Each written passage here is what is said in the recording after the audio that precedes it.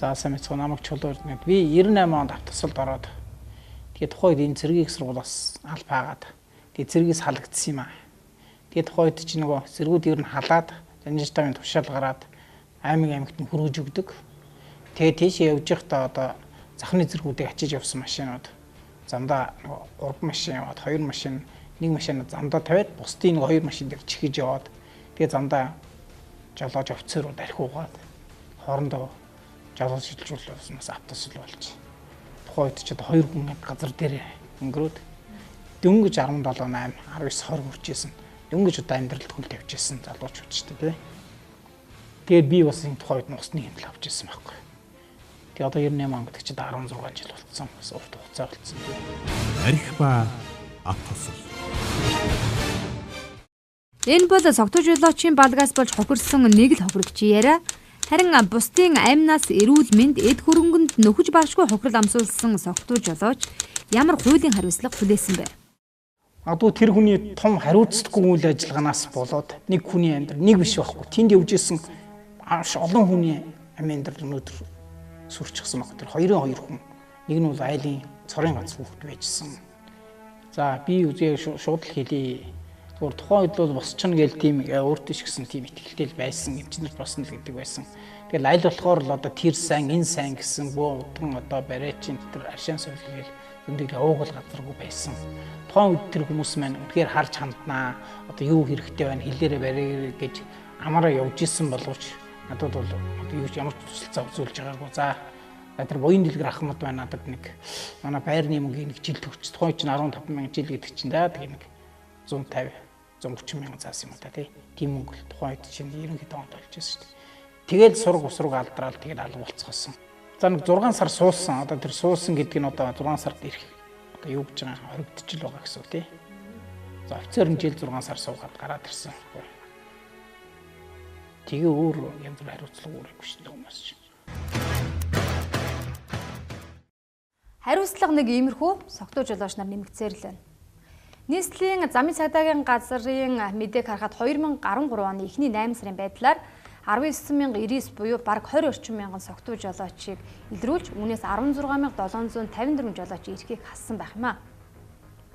Нийгмийн эрүүл мэндийн үндэсний төвөөс хийсэн бас нэг судалгаа байна. Согтуугаар тээврийн хэрэгсэл барих хандлага 2010 онд нийт хүн амд 16.6% байсан бол 2013 онд 19.8% хүрч даруй 3.2%-аар өссөн үзүүлэлттэй харагдаж байна. Бас нэг зүйлийг онцлоё. Нийслэлийн замын цагдаагийн газарт өдөрт дунджаар 50-аас 60 согтуу жолооч илрүүлэгддэг. Харин баасан гараг буюу бас бидний сайн мэдэх баяр ёслолын өдрүүдээр 100 холд авсан согтуу жолоочийг замын цагдаа нар илрүүлж байна. Бидний араас битгий ор нэг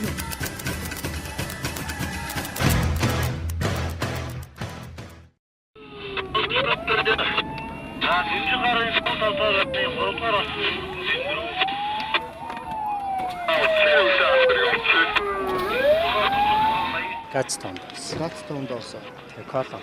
Коло. Юу вэ? Юу вэ? 67. Ямар коло? Кока-кола. Жолооч ирхэн үлдгээр байна. Тэгэхгүй манай ах нар намайг хүргээд өгч өрөөл гэсэн. Жолооч мөн үү?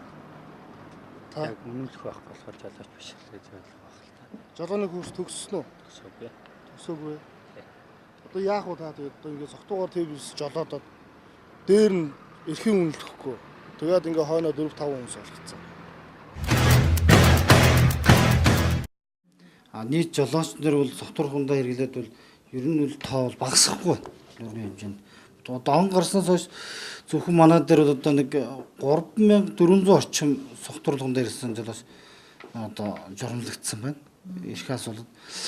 Ер нь бол жолооч нарын эрхийг л хасч байна. Бас мөн дахиж давтан барьсан бол баримтчилдаг хөл та баримтчилж байна. Ерөөс энэ тоо багасахгүй байна. Торгуулийн хууль гэж бол байдгүй.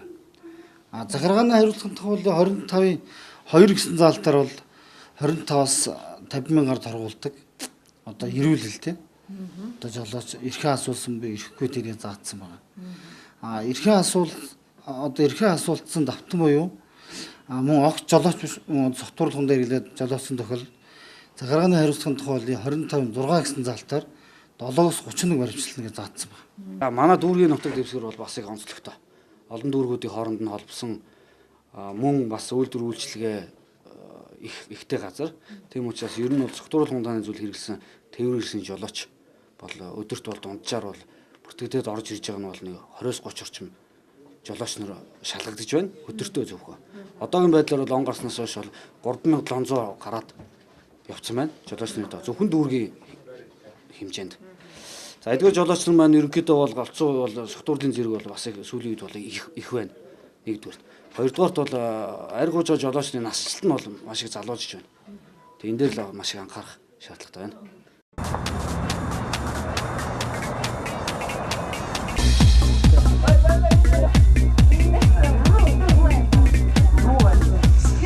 Зөөгч их цай.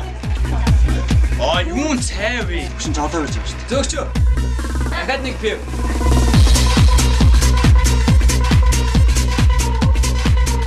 Байна уу? Өчлөгээр авч. Шин жоо уучлаа.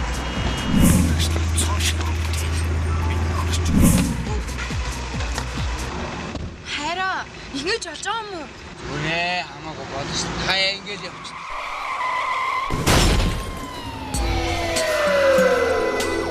Согтуугаар жолоо барихгүй бай. Амьдралын зөв хөвшил автослоос таныг сэргийлнэ. Өсвөр насныхан болон залуучуудын дунд архины хэрэглээ нэмэгдэж байгаа. Тэгвэл согтуугаар тээврийн хэрэгс барьж байгаа хүмүүсийн ч гэсэн нас нь залуужж байгаа. За 2014 оны эхний 8 сарын байдлаар 2990 буюу бараг 3000 орчим хүмүүс шүүхийн шийдвэрээр баривчлагдаж эрхээ асуусан байх юм аа. Ер нь өмнө согтуугаар тээврийн хэрэгс жолоож ирсэн үү? Жолоодж байгаа тань ирэх асуулсан. Энэ үү давтан үү? Тий, давтан.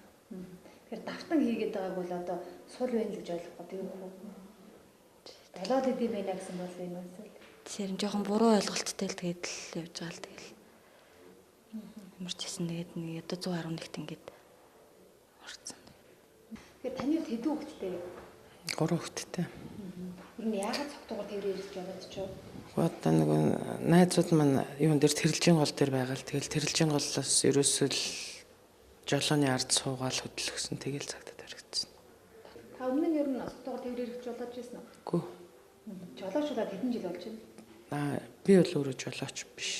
Зүгээр яг машин хөдөлгдөг автомат машин байсан болохоор амархан санагдаад тэгэл яг тэрүүхөө хооронд бас нэг яг улсууд нэг байхгүй улсууд яасан болохоор нас нэг хөдөлгөөд үзчих юм чигээл тэгж хөдөлгөөл тэгэл цагтаад харагдсан. Өөр юм асуух юм уу? За болно. Найзуудтай бас зугаалж явж чад тэрэлжин гүрнэнд. Согтуугаар тэмдэглэж байна. Тий, согтуугаар тэрэлж болж хэрэгцсэн.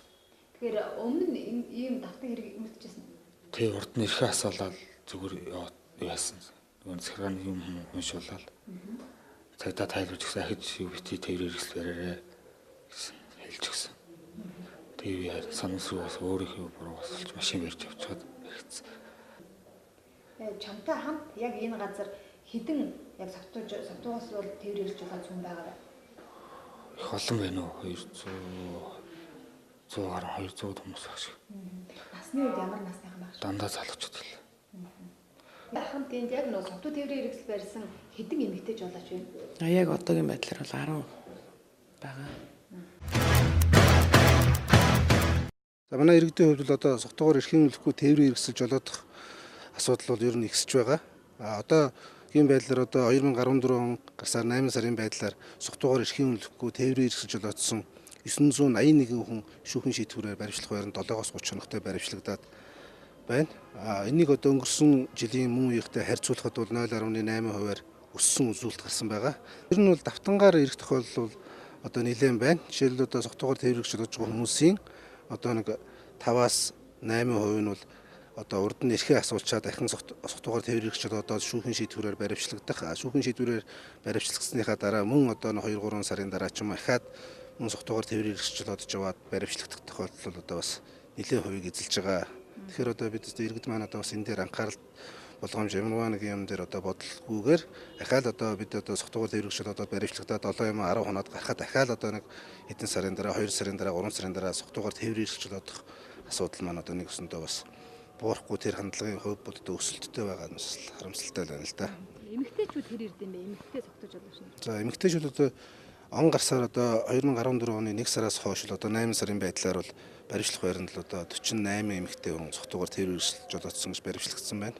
Тэгэхээр одоо нийт эмэгтэйчүүд л одоо бид цогтуугаар тээврийн хэрэгсэл жолоод гэдгээ бол одоо ойлгохтой бол одоо бас ойрхон газар барих машина барих одоо баар самнаас одоо цогтууруулгандаа хэрэгжилчээд арай бага цогтолтой учраас би бариад чадна гэсэн үднээс л одоо барьж явж ижил одоо энэ асуудалд орж байгаа л да. Тэгэхээр бас тодорхой хэмжээгээр энэ эмэгтэйчүүд бол бас баримтлагдсан хүмүүсийн бол нэг 5-6% эзэлж байгаа. Нийслэлийн цагдаагийн газрын албадан саатуулга баримтлах төвд энэ оны эхний 8 сарын байдлаар 1000 орчим согтуугаар тээврийн хэрэгсэл жолоодсон жолооч нар ирсэн байх юм а. Үүний 5-6%-ийг согтуугаар тээврийн хэрэгсэл жолоодсон эмэгтэйчүүд эзэлдэм байна. Албадан саатуулах төвд баримтлагдсан согтуугаар тээврийн хэрэгсэл жолоодсон жолооч нарын хувьд баггүй хувь давтан ирдэг. Энэ байдалтай гэмшиж хуулийн хариуцлага хүлээж байгаадаа харамсаж байгаа иргэд тун цөм байдаг гэсэн. Өнөөдрийн үйлчилж байгаа согтуугаар тээврийн хэрэгсэл жолоодсон жолооч нарт оногдуулж байгаа хуулийн хариуцлага амьдрал дээр үр дүнгээ өгөхгүй байгааг дээрх бодит байдлууд нотолсоор байна. За нэг зүйлийг онцлоход олон улсын жижигээр 250-аас 300 автомашинд нэг цагтаа оногддог бол харин манай улсын хувьд 700-аас 800 автомашинд ердөө ганцхан цагтаа оногддог байх юм а.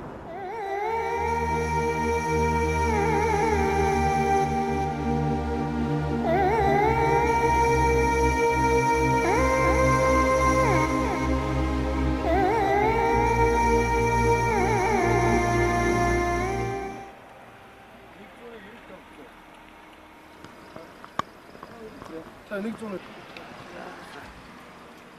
Тээврийн хэрэгсэл хаанаас жолоодсон байгаас мэ? Тээврийн хэрэгсэл хаанаас жолоодсон? Гэрээсээ. Гэр хаана лээ? Энэ доор. Одоо ачаа. Найз өргөж гээд. За.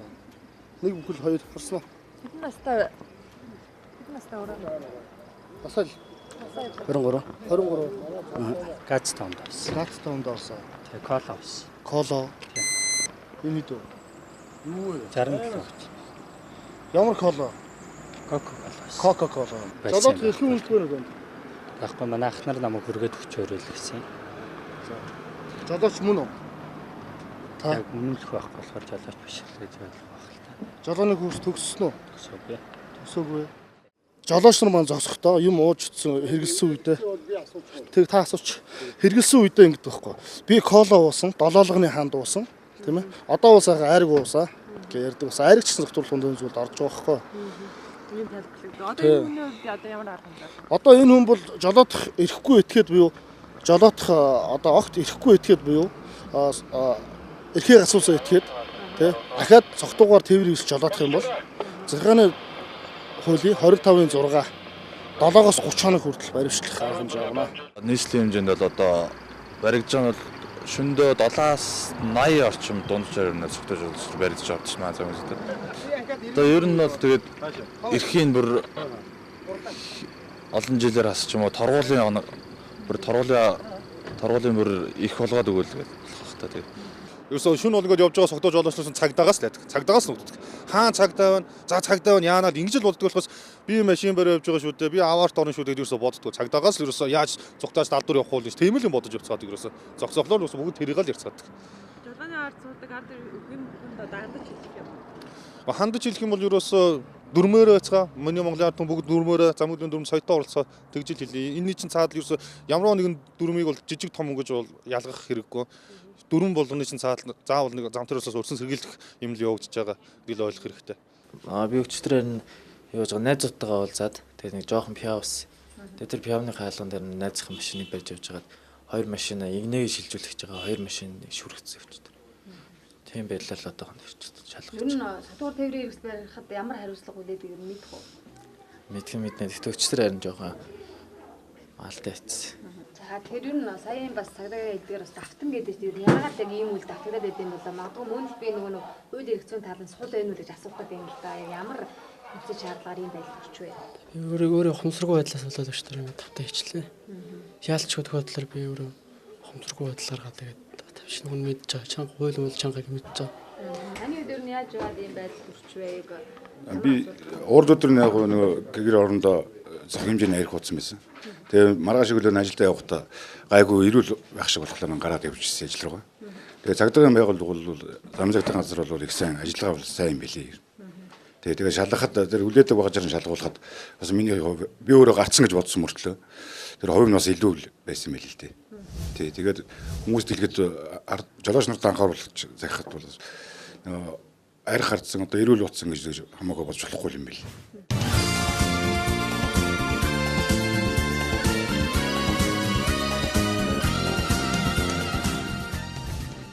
Дахин сануулъя.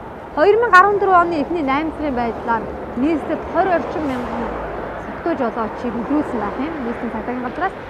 За харин замын цагдаа нар тухайн үед согтуу жолоочид арга хэмжээ аваагүй хэдэн хүний автан ам эрсдэж хэдэн хүн эрүүл мэндийн төлбөрийг хинч хийж мэдэхгүй харамсалтай юм аа.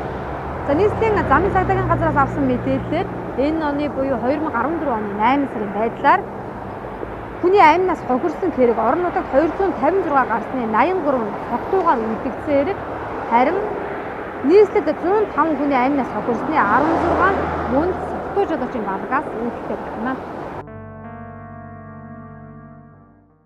Адуу тэр хүний том хариуцлагагүй үйл ажиллагаанаас болоод нэг хүний амьдрал нэг биш байхгүй. Тэнд явж исэн олон хүний амьдрал өнөөдөр сүрчихсэн баг. Тэр 22 хүн. Нэг нь бол айлын цорын ганц хүүхэд байжсэн. Тэгээ хүний амьдрал бол маш богинохон төвчсмө залуу нас гэдэг бол тий. Залуу насыг үргэлжлэлтэй. Одоо залуу нас чинь угаасаа л бүтээлч 45 хүртлээ одоо нэг нь баялаг бүтээдэг тий. Тэгэл 50 хүрээл тэтгэврдээ гараад л цуудаг. Тэгэхээр залуу наснда ингээд хин нэгний одоо байдлаас ингээд тохирно гэдэг нь үнэхээр харамсалтай зүйл байхгүй. Тэр хүнийг дайрч чаад юм уу эсвэл янз бүрийн бүр дахиж хөдөлмөрлөх боломжгүйгээр ингээд гимтээ чаад надад мөнгөгүй байдгийг ч гэдэг юм уу нэг 5 жил аваад явна гэдэг бол ямар ч юугүй байхгүй. Нөгөө хүн юур хохироол тэр хүн яадгийн 5 жилийн дараа гараал ирнэ шүү дээ. Гарч ирэл яадгийн эрхчлээд хүн ажил амьдралаа хийгээд залгуулаад аваад явчихна. Нөгөө хүн маань насаараа хохирж байгаа шүү дээ тий.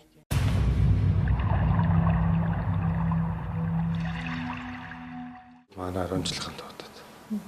Тэгээ очсон чинь арх хүчсэн тэгэл. Тэндээс нь 2 удаа угаал.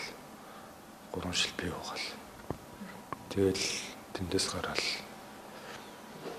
Тэр дээрэл тэгэл сохтуу машин хараад. Тэгэл гараал мөргөлдсөн. Машинтай мөргөлдөл. Вирусээ тэгэл ухаангүйсэн тэгээд манай зар цууч явсан. Арцооч явж өнгөрсөн. Газар дээр. Таны хувьд бол одоо найз нөхөдтэйгээ 10 жилийнхантайгаа уулзсан гэж байна тийм ээ. Тэгэхээр магадгүй тэр танай ангийнхнаас одоо чи арх хэтрүүлээ уудсан байна. Таныг магадгүй хорих ч юм уу, жолоо бариулахгүй гарах хэмжээ авсан тийм тохиолдол байгаа болов уу? Байгаа хөө. Би ерөөсөө юу ч санахгүй. Таны хувьд одоо яг ямар юутай ирсэн бэ? Хуулийн заалтуудтай ирсэн бэ? Энд одоо яг ямар хэдийн хэмжээний ял идэх юм бол хугацаа нь 253 гэдэг ялсан. 3 жил 6 сар жирийн дэглэмтэй харах юм гээд 3 жил 6 сар суух. 215-3 өгсөн. Яварт орчихсон. 3 жил 1 сарын 20 гээд жирийн. Согтуугаар машин тавьчихсан. Согтуугаар машин бариад ямар нэгэн хүн амтан гэмтэж бэрцсэн үү? Яасан бол? Гэмтэж бэрцсэн. Өвөл гулгаатай багт машин. Бүксэн хаягдал тэгэл ургаан мөдөж өмөрчихсөн. Тэгээ дотор сууж өвчсөн манай зэний зөвхөн асуурсан. Бэлгэд хадмын тавьчихсан. Тэгээд машиныхаа зарна гэсэн бичиг тавьчихсан. Манай заавыг л орой дуудал. Тэгээ маргааш өглөө итгэн шиг юм дэвчиг дуудал. Тэгэл яваад утсан чинь дэлгүүрээс пиа авцсан. Энийг уучиг л тэгчихсэн. Тэгээ би гоо машинаа тавьчих гэсэн чинь өгөөтөн багч би тэр яаж гадаа бах тэгэл мөрөн төрөл дээр очил. Тэгэл жисэн нэг нь манай хчи би энэ модлоо би 13 лөө явах хэрэгтэй. Тэгэл зам тавьж байгаа найз. Насарцсан. Яг энд байхад юу бодогдож яах юм? Яг одоо чи эндээс 3 жилийн дараа гарлаа. Тэгээд яг энэ арх гэдэг зүйлс татгалзаж чадах болов юу гэж бодож байна? Чадна. Тэрнээс л гаж холоох шиг болж байна. Ажиллая гэл.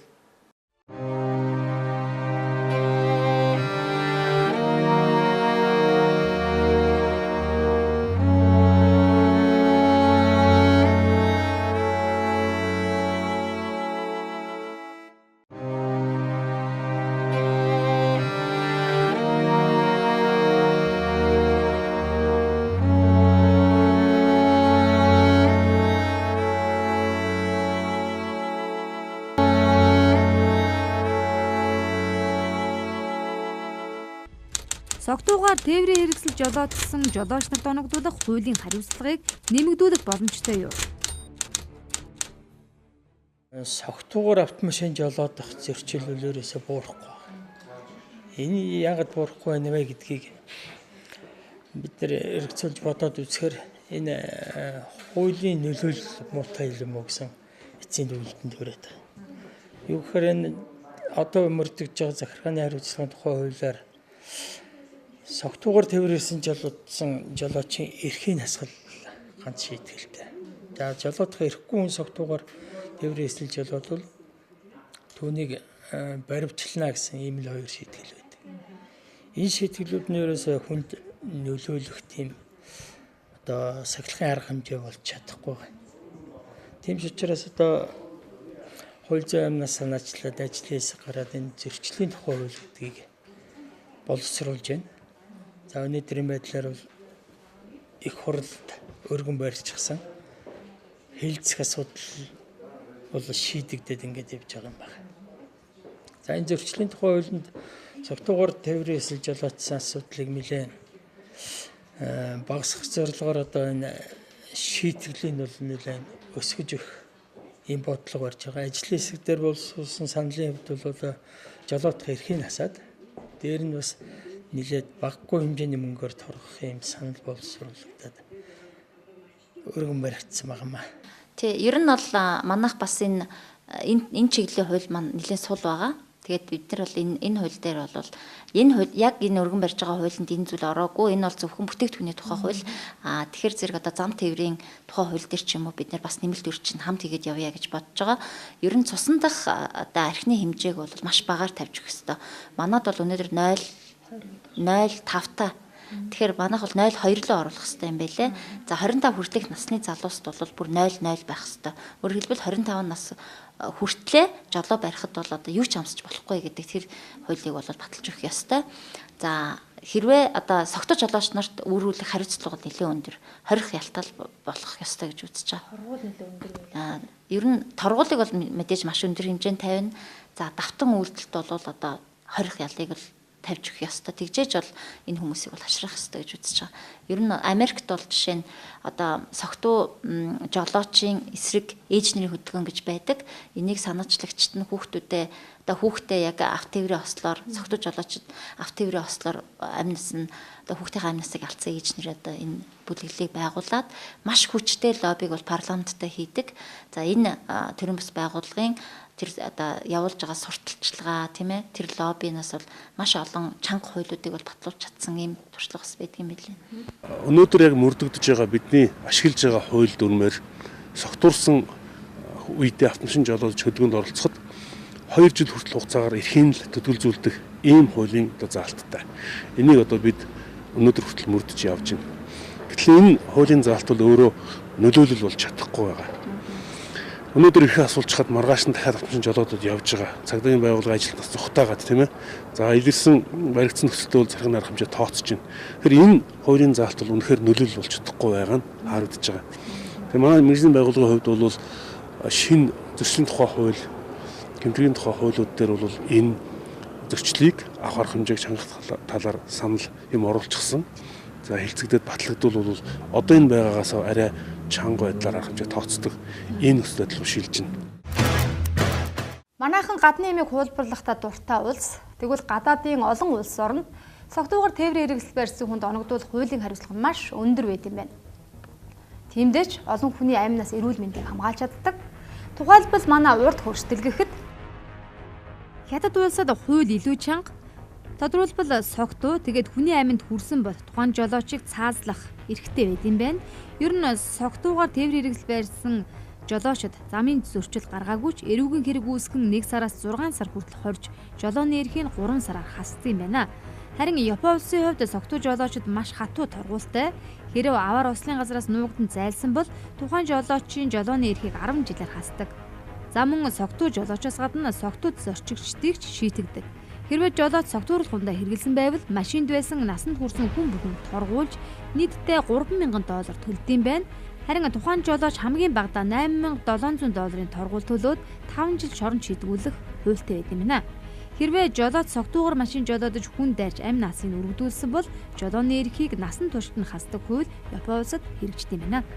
Харин манай улсын хувьд согтуугаар тээврийн хэрэгсэл жолоодож байгаа жолооч нарт үүрүүлэх хариуцлагыг дээрх улсуудын мөрдөгдөж байгаа хуулийн адил чангатгах хэр боломжтой юм болов? Зөрчлийн тухай хуулийн төсөл боловсруулахдаа бол энэ олон улсын хуулиудыг бүгдийг нэлээд олон орны хуулиудыг судалж үзсэн.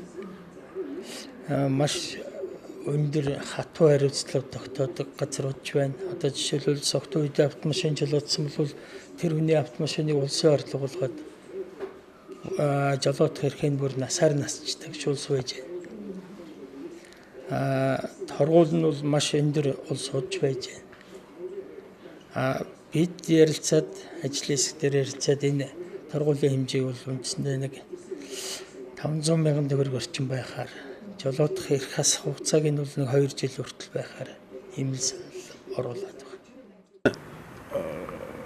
Иргэд согтуурлахнаас үл мэдээж ганцаараа хэрэглэх нь ер нь ховор тохиолдол байдаг.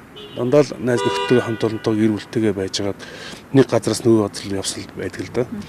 Тэгэхээр юу манай иргэд ер нь хяналт сайжруулах шаардлагатай. Өөрөө чинь хүүхэд гэр бүлийн хүн тийм ээ дүү ах トゥ ус хаана явсан бэ? Яг одоо энэ юу хийж явсан бэ? Согтуурлахнаас үл хэрэгжилчихсэн байсан бол автомашин жолоодох уугүй юу? Автомашин хаана байгаа юм бэ гэд энэ хяналтыг сайжруулахгүй бол согтуурсан хүн өөрийгөө би согтуу байна. Энэ аюултай гэж энэ баг боддоггүй. Тэрийг одоо бодох ухамсар их бага болчдөг. Тэр согтуураад тархины үйл ажиллагаа хэвэн биш болсон учраас. Тэгэхээр тэрэн дээр хэн хяналттай хөстэй байвал хамт ажилдаг хамт олон найз нөхөд за ах トゥ гэр бүлийн хүмүүс хянах шаардлагатай байдаг. Энэ хяналт муу учраас нөгөө согтуурсан хүн чинь өөрийгөө хянах чадваргүй үйлдэлүүд хийж эхэлж байгаа. Тэгэхээр энэ дээр манай иргэд анхаараач гэж хэлмээр байна.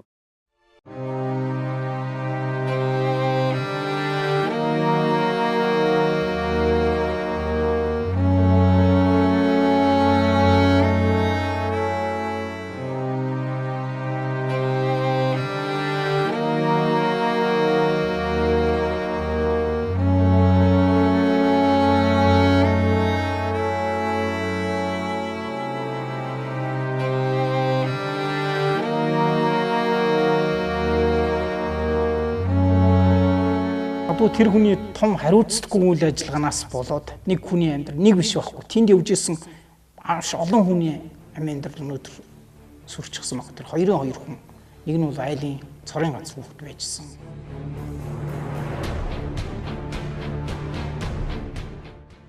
Согтуу жолоочийн баримжаадах чадвар 30-аас 50% хүрэн алдагдсан юм байна. Харин согтуу жолоочийг гадны оронд тодруулбал Англи улсад 5,000 паундээр торгож 2-оос 3 жил жолоодох эрхийг хасдаг. За Канада улсын хувьд тээврийн хэрэгслийн дуудлага хугацаанд оруулж бүр улсын орлого болгодог байх юм. Гэтэл манай улс 7-оос 30 хоног баривчилж 2 сараас 2 жилээс 6 сарын хугацаанд эрхийг хасах төдийхөн арга хэмжээ авч байгаа нь үнэхээр согтуу жолооч нарыг өөгшүүлж байна гэж хэлж болохоор байна. Үнэхээр олон мянган гашуун түүхүүд энэхүү хуулийн зохицоог өөрсдөд чангах цаг болсныг гэрчилсээр байна.